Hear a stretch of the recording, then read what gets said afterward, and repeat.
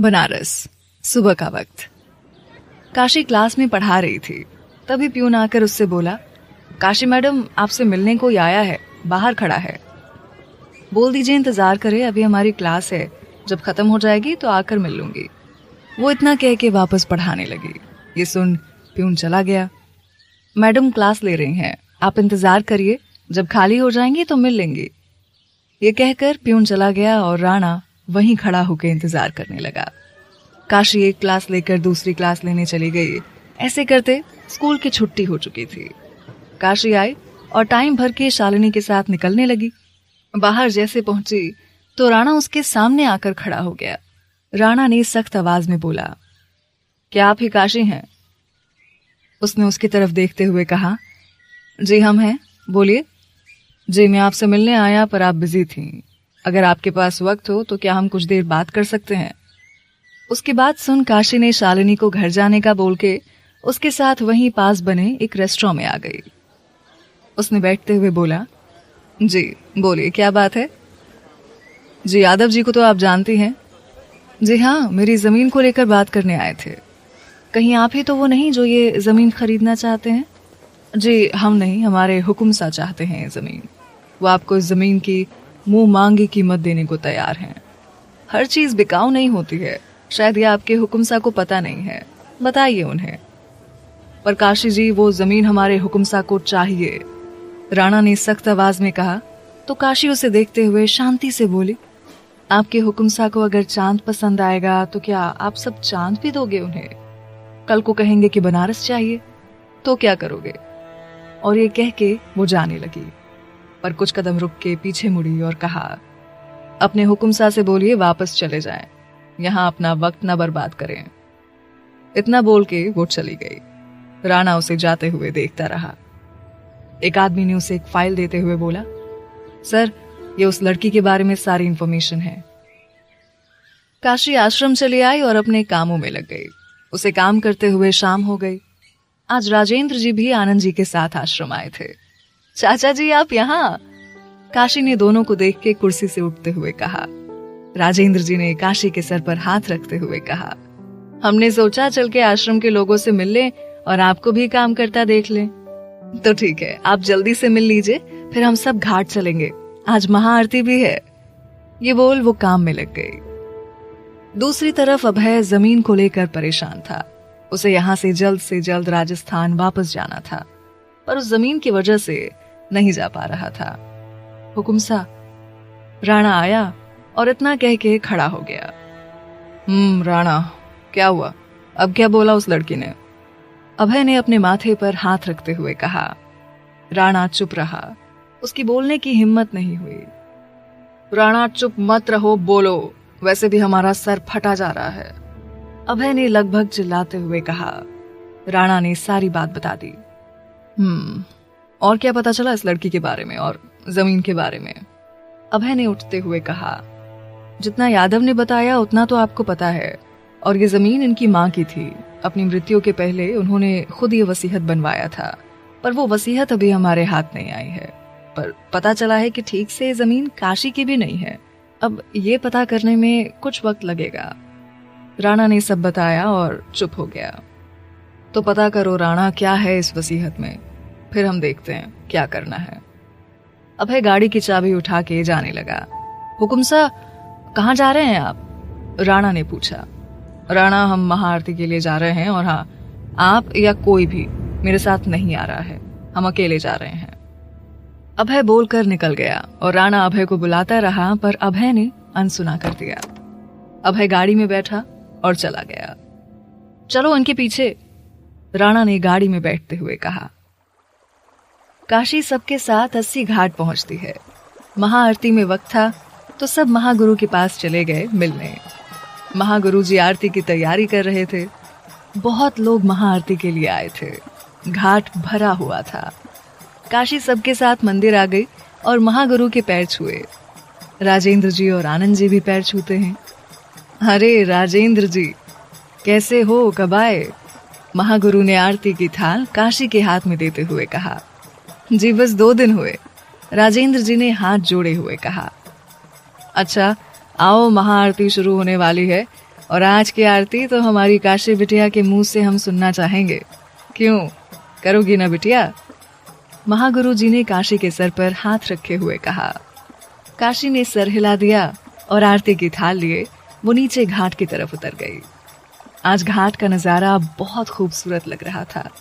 सारे तरफ दिए जल रहे थे। सारे पंडित हाथों में आरती के बड़े बड़े दीप लेके खड़े थे। काशी ने गंगा जी की आरती शुरू की। काशी के साथ सब एक साथ आरती करने लगे।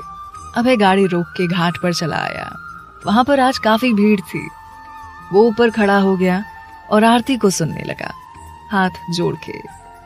उसने जैसे आवाज सुनी तो उसे पता चल गया कि ये काशी की आवाज है। तो तुम भी यही हो? देखो आज हमारा मिलना लिखा है या नहीं? अभय ने हाथ जोड़े अपने मन में कहा।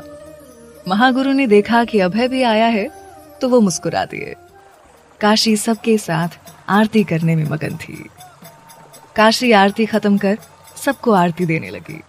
वो आरती देते देते ऊपर आ गई। अभय हाथ जोड़े खड़ा था और काशी को ही देख रहा था। जी आरती, काशी ने धीरे से आरती की थाल आगे करते हुए बोला। अभय ने आरती की थाल पर हाथ फेरा और माथे से लगा लिया। काशी थाल लेके चली गई। अभय की नजर नीचे खड़े राजेंद्र जी पर चली गई। वो नीचे उनकी तरफ बढ़ गया। खंबागढ़ी राजा सा, अभय ने हाथ जोड़ के आदर के साथ बोला। अरे अभय, आप यहाँ? What a pleasant surprise. Rajendra ji चौंकते हुए बोले। जी बस एक काम के सिलसिले में यहाँ तक आना पड़ा। अभय ने राजेंद्र जी के साथ चलते हुए बोला। कौन ऐसा पैदा हो गया जिसने अभय प्रताप सिंह को राजस्थान से यहाँ बुलवा लिया? राजेंद्र जी हंसते हुए बोले। अभय मुस्कुरा दिया उनकी बातों पर। वैसे सर, आप यहाँ कैसे? अभय ने सवाल किया। हम तो अपने दोस्त से मिलने और अपनी राजकुमारी से बिटिया से मिलने हर साल यहाँ आते हैं। राजकुमारी? हम कुछ समझे नहीं। अभय हैरान होकर बोला। हाँ, हमारी राजकुमारी हमारे दोस्त की इकलौती बेटी है। हमारा कोई नहीं था, पर जब वो आई तो ऐसा लगा हमारे दोस्त के साथ हमें भी एक बिटिया मिल गई है, तो बस वो हमारी राजकुमारी हो गई। राजेंद्र जी ने गंगा के बहते पानी को देखते हुए कहा। कुछ देर राजेंद्र जी और अभय वहीं बैठ के बात करने लगे और फिर राजेंद्र जी चले आए, पर अभय वहीं घाट की सीढ़ियों पर बैठ गया। काशी, चले बेटा, तुम्हारे चाचा जी कहाँ हैं? आनंद जी ने पूछा। अरे हम यहाँ हैं, राजेंद्र जी ने आते हुए कहा। चाचा जी, आप और बाबा घर जाइए, हम आते हैं। शिवरात्रि का कार्यक्रम कहाँ तक पहुंचा ये देख के, काशी ने बोला और साथ मिलाई शॉल ओढ़ ली। देर मत करना, जल्दी आ जाना आप, आनंद जी बोल के राजेंद्र जी के साथ निकल गए। काशी मंदिर की तरफ बढ़ गई। काशी मंदिर में आई और काम देखने लगी। कुछ पेंटिंग बनाया, उन्हें रख दिए सूखने के लिए। उसे करते 9 बज गए। वो हाथ धो के शॉल लेकर बाहर आई तो घाट की तरफ बढ़ गई। अभय भी वहीं दूर सीढ़ियों पर बैठा था। काशी भी नीचे सीढ़ियों पर चली गई। काशी बहता हुआ पानी देख रही थी और अभय बैठा ना जाने क्या सोच रहा था। अभय ने देखा पानी में काशी का अक्स दिख रहा था। एक तरफ चांद, एक तरफ उसका चेहरा। अभय पानी में गौर से देखने लगा। महागुरु मंदिर से निकले और देखा कि अभय और काशी कुछ दूरी पर बैठे हैं।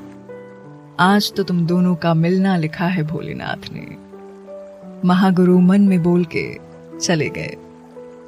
काशी कुछ देर बैठी रही और फिर जाने के लिए उठी। अभय भी उसे जाता देख उठ गया और पीछे मुड़ा। काशी जैसे चलने को हुई, उसका पैर फिसला और वो गिरने वाली थी कि अभय ने उसे पकड़ लिया। काशी ने डर से आंखें बंद कर रखी थी। उसके बाल हवा से उड़ के उसके चेहरे पर आ रहे थे। अभय ने एक हाथ से काशी को पकड़ा और दूसरे हाथ से उसके चेहरे पर आए बालों को हटाया। अभय काशी के चेहरे में जैसे खोए जा रहा था। अभय के छूने से काशी ने जैसे आंखें खोली तो अभय को देख के कुछ देर के लिए खो गई। मंदिर से घंटे की आवाज आई तो काशी चौंक के अभय से दूर हुई और अपनी शॉल ठीक करने लगी। आप ठीक हैं? अभय ने काशी के चेहरे की तरफ देखते हुए बोला। काशी ने बिना उसकी तरफ देखे सर हिला दिया। काशी जाने लगी तो अभय ने उसका हाथ पकड़ लिया। अभय के छूने से काशी को एक अजीब सा एहसास हुआ। काशी ने मुड़ के देखा तो अभय उसका हाथ पकड़े खड़ा था। वो अपना हाथ छुड़ाने लगी। तभी अभय ने बोला, एक थैंक्स तो बनता है, आखिर हमने आपको गिरने से बचाया है। अभय ने काशी की आंखों में झांकते हुए कहा। जी शुक्रिया, काशी ने बोला और हाथ छुड़ाने लगी, पर अभय ने उसका हाथ कस के पकड़ रखा था। मेरा हाथ, काशी ने धीरे से बोला। जी, अभय ने ऐसे बोला जैसे कुछ सुना ही नहीं। मैंने कहा मेरा हाथ छोड़िए, काशी ने कहा तो अभय ने उसका हाथ छोड़ दिया। काशी सीढ़ियां चढ़ने लगी और आखिरी सीढ़ी पर पहुंच के उसने पीछे मुड़ के देखा तो अभय उसे ही देख रहा था। काशी वहां से चली गई और छोड़ गई अभय को सोचने के लिए। क्यों हर बार आपको देख के कुछ अजीब सा एहसास होता है? कुछ तो बात है आप में काशी, आपने हमें सोचने पर मजबूर कर दिया है। कुछ तो है आप में। अभय वहां खड़ा होके गंगा के पानी को बहते हुए देख के बोला।